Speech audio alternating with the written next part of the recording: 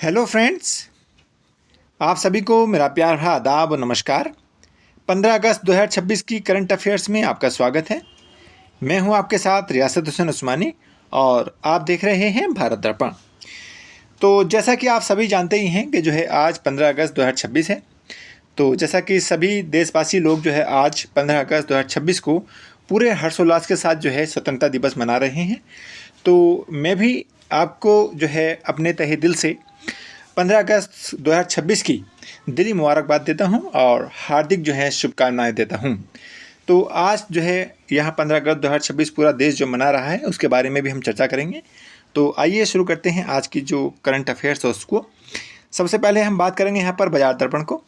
तो देखिएगा, बाजार दर्पण की जहाँ तक देखेंगे तो सेंसेक्स और निफ्टी को, तो सेंसेक्स घटकर 78,009 पॉइंट पर पहुँच चुका है। जबकि अगर हम निफ्टी की बात करें तो निफ्टी 24,366 पॉइंट पर पहुंच चुका है।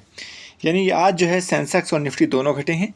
आगे बढ़ेंगे और बात करेंगे यहाँ पर गोल्ड और सिल्वर की। गोल्ड यानी सोना बढ़कर 1,54,830 रुपये पर पहुंच चुका है। जबकि सिल्वर की अगर चांदी की बात करें तो चांदी बढ़कर 2,37,230 रुपये पर पहुंच चुकी है। आगे बढ़ेंगे और बात करेंगे यहाँ पर डॉलर और क्रूड ऑयल की। तो देखिएगा, अमेरिकी डॉलर बढ़कर 95.61 यानी 95 रुपये 61 पैसे पर पहुंच चुका है। जबकि क्रूड ऑयल बढ़कर 82.4 यानी 82.4 डॉलर प्रति बैरल पर पहुंच चुका है। तो ये थी बाजार दर्पण की बड़ी खबरें। आगे बढ़ते हैं, बात करते हैं बड़ी खबरों की। देखिएगा, 80वें स्वतंत्रता दिवस पर राष्ट्र के नाम संबोधन, विकसित भारत 2047 का दृष्टिकोण, इसके बारे में क्या है देखेंगे। जैसे कि हमने अभी बताया था कि आज 15 अगस्त 2026 को भारत के 80वें स्वतंत्रता दिवस के अवसर पर लाल किले की प्राचीर से प्रधानमंत्री ने राष्ट्र को संबोधित किया। इस वर्ष का मुख्य ध्यान विकसित भारत 2047 के लक्ष्यों को गति देने, सेमीकंडक्टर निर्माण, हरित ऊर्जा क्रांति और उच्च तकनीक उत्पादन में भारत को आत्मनिर्भर बनाने पर केंद्रित रहा है। संबोधन में ग्रामीण बुनियादी ढांचे के आधुनिक संवर्धन और युवाओं के लिए कौशल विकास पहलों को रेखांकित किया गया है। अगर हम बात करें, यह संबोधन भारत के दीर्घकालिक विकास लक्ष्यों, अंतर्राष्ट्रीय कूटनीति तथा समावेशी आर्थिक नीतियों को समझने के लिए अत्यधिक प्रासंगिक दस्तावेज को प्रदान करेगा, है ना। तो ये क्या है, आप देख रहे हैं कि हमारा 80वां जो स्वतंत्रता दिवस है उसके नाम पर राष्ट्र के नाम जो संबोधन है उसके बारे में बताया गया है कि ये चीज़ें हैं यहाँ पर, है ना। तो आइए समझते हैं कि आखिरकार 80वां स्वतंत्रता दिवस की क्या मुख्य विशेषताएं हैं और बात करेंगे जो स्वतंत्रता दिवस और गणतंत्र दिवस में क्या अंतर होता है उसको समझने का प्रयास करेंगे। तो देखिए, एक बार फिर से जो 80वां स्वतंत्रता दिवस यानी 15 अगस्त 2026 को मनाया जा रहा है। एक बार फिर से स्वतंत्रता दिवस की बहुत बहुत बधाइयाँ। और जो आने वाला समय है उसमें हम आशा करते हैं कि जो अपने देश के प्रति यहाँ पर अपने जो लगन है वो बढ़े, है ना। अब बात करेंगे यहाँ पर 15 अगस्त 2026 यानी 15 अगस्त और 26 जनवरी यानी स्वतंत्रता दिवस और गणतंत्र दिवस में क्या अंतर होता है, थोड़ा सा यहाँ पर समझने का प्रयास करते हैं। तो देखिएगा, जहाँ तक बात है 15 अगस्त की, तो सबसे पहले हम यहाँ पर आज के दिन यानी 15 अगस्त के बारे में बात करेंगे। 15 अगस्त यानी कि अगर हम देखें तो क्या होता है, देखिएगा यहाँ पर 15 अगस्त 1947 को हमारा देश, जैसा कि हम जानते ही हैं कि आज़ाद हुआ था। तो उसी को लेकर के हम यहाँ पर बात करते हैं। 15 अगस्त को ब्रिटिश शासन से स्वतंत्र हुआ।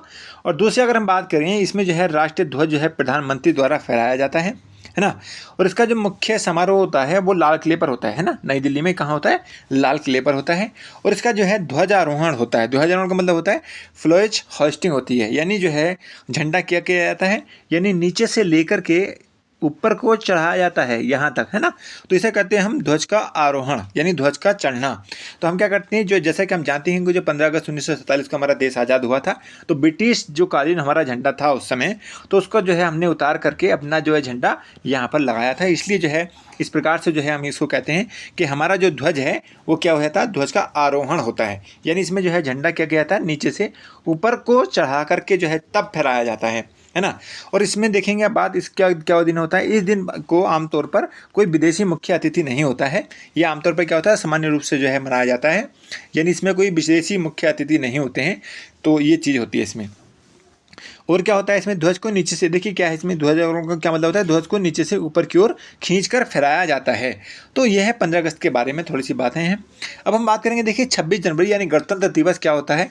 जैसा कि हम जानते हैं गणतंत्र का मतलब होता है कि जो राष्ट्रपति है हमारा वो जनता द्वारा चुना जाता है।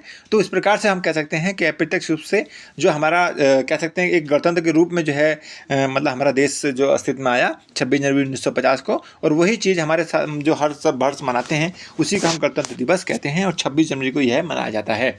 तो कहने का मतलब है यहाँ जो है उस दिन संविधान लागू हुआ था, और तभी से हमारा जो 26 जनवरी 1950 को जब संविधान लागू हुआ पूर्ण तरीके से, तो तब से जो है हम जो है प्रतिवर्ष गणतंत्र दिवस मनाते हैं। इसमें क्या होता है, इसमें राष्ट्रीय ध्वज का जो है कौन फहराता है, राष्ट्रपति द्वारा फहराया जाता है। इसमें क्या होता है, प्रधानमंत्री द्वारा फहराया जाता है। अब इसमें क्या होता है, देखिए मुख्य समारोह कहाँ होता है, कर्तव्य पथ पर, जहाँ जिसे हम कहते हैं राजपथ। ये भी नई दिल्ली में होता है, लेकिन अंतर होता है यहाँ पर लाल किले में होता है और यहाँ पर जो है कर्तव्य पथ पर होता है, इंडिया गेट के पास में, ठीक है ना। इसमें क्या होता था, ध्वज का आरोहण होता है, और इसमें बात करें हम तो ध्वज का क्या होता है, यहाँ पर अनावरण होता है। अनावरण मतलब क्या करेंगे, ऊपर को जो है झंडा यहाँ बंधा हुआ होगा पहले से ही, है ना, यानी रस्सी द्वारा यहाँ जो है झंडा बांध देते हैं हम यहाँ पर, है ना, और इसमें जो है रस्सी से बांध देते हैं। उसके बाद में जो है यहाँ से कोई भी जो फहराने वाला होता है उसको जो है यहाँ से खींच देता है रस्सी को, उसे कहते हैं हम ध्वज का अनावरण, यानी ध्वज यानी फ्लैग अनफर्लिंग, है ना। तो ये चीज़ होती है। तो इन दोनों में अंतर समझ गए। इसमें होता है झंडा जो है वो नीचे से ऊपर तक ले आया जाता है, तब जाके उसको जो है फहराया जाता है, और यहाँ जो है झंडा पहले से ही बंधा होता है रस्सी के द्वारा, और तब उसको जो है केवल खोला जाता है और उसको जो है अनफर्लिंग किया जाता है, यानी अनावरण किया जाता है उसका, है ना। इसमें क्या होता है, इस दिन की अगर हम बात करें, इस दिन में इस दिन विदेशी राष्ट्राध्यक्ष या नेता जो है मुख्य अतिथि के रूप में आमंत्रित किया जाता है और वहाँ पर जो है आते हैं, है ना। तो इस तरह से जो है ये हमारे पास में 15 अगस्त और 26 जनवरी का जो अंतर होता है थोड़ा सा ये हमने समझा। यानी 26 जनवरी को क्या होता है, ध्वज पहले से फहराया होता है यानी बंधा होता है ऊपर, और उसे खोलकर जो है पूरे रूप में लहराया जाता है। तो इस प्रकार से जो है ध्वजारोहण और ध्वजाअनावरण जो है अंतर होता है दोनों में। तो ये स्थिति नजर आती है हमको। आगे बढ़ेंगे, बात करेंगे यहाँ पर राष्ट्रीय डीप टेक इनोवेशन मिशन और AI संवर्धन नीति की क्या है उसको समझने का प्रयास करेंगे। तो देखिएगा, स्वतंत्रता दिवस के अवसर पर केंद्र सरकार द्वारा राष्ट्रीय डीप टेक इनोवेशन मिशन के अगले चरण की आधिकारिक शुरुआत की गई है। और इस नीति का मुख्य उद्देश्य क्या है, आर्टिफिशियल इंटेलिजेंस यानी AI, जो क्वांटम कंप्यूटिंग है और बायोटेक्नोलॉजी है उसके क्षेत्र में जो है भारतीय स्टार्टअप को बजटीय और अवसंरचनात्मक प्रोत्साहन प्रदान करना है ना। तो इसका मुख्य उद्देश्य क्या है राष्ट्रीय डीप टेक इनोवेशन का, इसका मुख्य उद्देश्य जो आर्टिफिशियल इंटेलिजेंस AI है और क्वांटम जो कंप्यूटिंग है और बायोटेक्नोलॉजी है उसके क्षेत्रों में जो है क्या करना है, स्टार्टअप को जो है बढ़ावा देना है ना। सरकार का उद्देश्य अनुसंधान और विकास यानी R&D में निजी निवेश को बढ़ावा देना और वैश्विक प्रौद्योगिकी आपूर्ति श्रृंखला में जो है भारत की संप्रभुता सुनिश्चित करना है। तो इस प्रकार से हम कह सकते हैं ये जो है राष्ट्रीय डीप टेक मिशन के अंतर्गत जो है हम यहाँ पर जो है जो वर्तमान हम AI और क्वांटम तकनीक है उस तरह से जो है हम उसको आगे बढ़ा रहे हैं और उसको जो है स्टार्टअप के साथ जोड़ने का प्रयास कर रहे हैं। तो ये है। तो डीप टेक में देखेंगे आप जो है कौन सी चीज़ें आती हैं, इसमें बहुत सारी चीज़ें, एडवांस मटेरियल्स है, AI है, बायोटेक्नोलॉजी है, ब्लॉकचेन है, रोबोटिक्स और ड्रोन है ना, फोटोनिक्स है, इलेक्ट्रॉनिक्स है और क्वांटम कंप्यूटिंग है। ये सब जो है जुड़ करके कंबाइन होकर के हम कहते हैं डीप टेक, है ना, यानी डीप टेक्नोलॉजी। तो ठीक है, ये चीज़ है। अब हम आगे बात करेंगे ना अगली खबर की। तो देखिएगा, तटीय पारिस्थितिक तंत्र संरक्षण और मैंग्रोव पुनर्स्थापन महत्व जो है पहल है उसके बारे में बात करेंगे। तो पर्यावरण, वन और जलवायु परिवर्तन मंत्रालय द्वारा भारत की विशाल तटरेखा के संरक्षण हेतु मैंग्रोव और तटीय आर्द्र भूमि यानी वेटलैंड्स जो होती हैं उनके पुनर्स्थापन के लिए जो है नई एकीकृत दिशा निर्देश जारी किए गए हैं। और इसी योजना का जो उद्देश्य है चक्रवातों और तटीय अपरदन से सुरक्षा प्रदान करना है, ताकि और कार्बन जो सिक्वेस्ट्रेशन है यानी ब्लू कार्बन है उसको क्षमता को बढ़ाना है। इसमें क्या होगा, इसमें तटीय समुदायों की भागीदारी और सतत आजीविका मॉडल को एकीकृत किया गया है।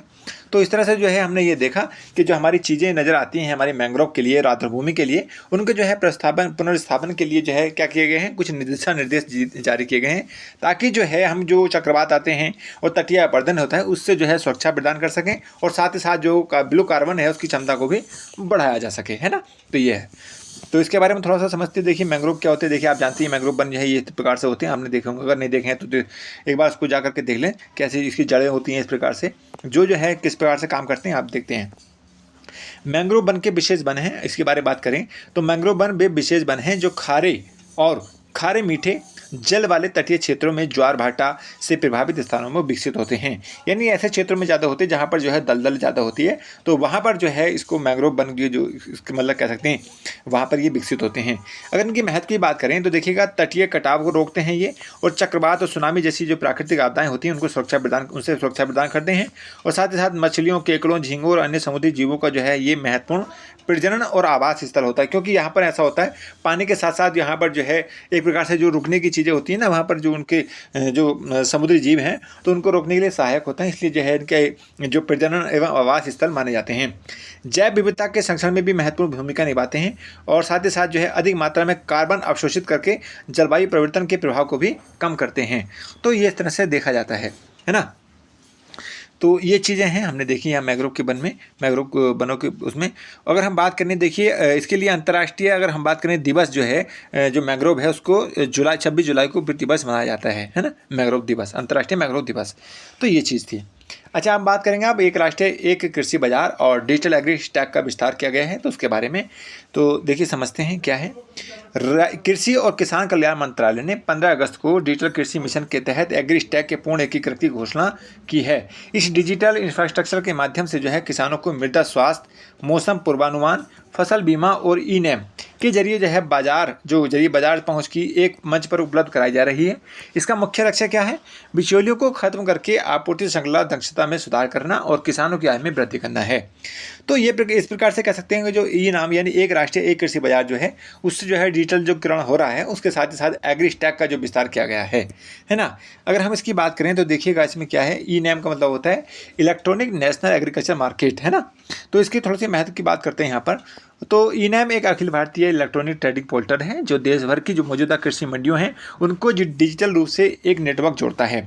इसका मुख्य उद्देश्य क्या है? एक राष्ट्र एक बाजार के संकल्प को पूरा करना है और साथ ही साथ कृषि व्यापार को पारदर्शी बनाना है। इसमें अगर हम बात करें तो देखिए मार्च 2026 तक जो है इस प्लेटफॉर्म से लगभग 23 राज्यों और 4 केंद्रीय प्रदेशों में जो है लगभग 1656 जो है मंडियां जुड़ चुकी हैं। तो एक इस बात से जो है हम कह सकते हैं इसका जो है विस्तार लगातार हो रहा है। और हमारे देश में अगर बात की देखिएगा यहाँ पर सरकार जो है मंडियों के डिजिटल बुनियादी ढांचे को मजबूत करने के लिए प्रति मंडी लगभग 75 लाख रुपए तक की एक वित्तीय सहायता भी प्रदान कर रही है। तो ये जो है अगर हम बात करें तो मंडियों को जो ये कह सकते हैं डिजिटलाइज करने के लिए तो जो है एक प्रकार से सरकार जो है बहुत बड़ा कदम उठा रही है। तो ये हमने देखा ई-नैम के बारे में। आगे बात करेंगे और अब बात करेंगे भारत प्रशांत क्षेत्र में समुद्री सुरक्षा सहयोग और भारत की क्या भूमिका है उसके बारे में।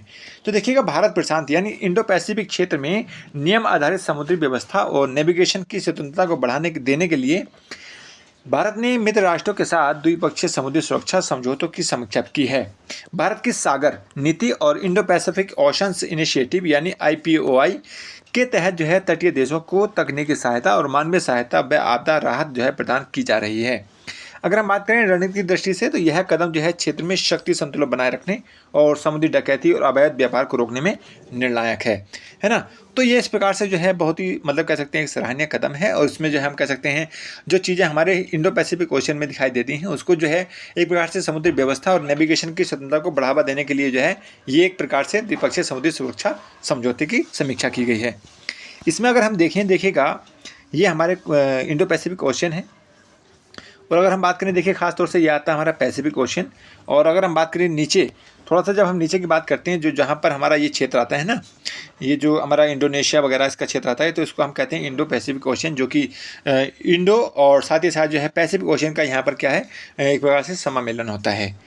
तो ये चीज़ें यहाँ पर नज़र आती हैं। और ये जो क्षेत्र है हमेशा जो है विवादित रहता है। इसका मुख्य कारण है चीन, अमेरिका और उसके द्वारा जो है जापान द्वारा अपनी अपनी शक्तियों का जो है यहाँ पर मतलब कह सकते हैं जो है विस्तार किया जा रहा है। तो उसको लेकर के ये खबरें थी।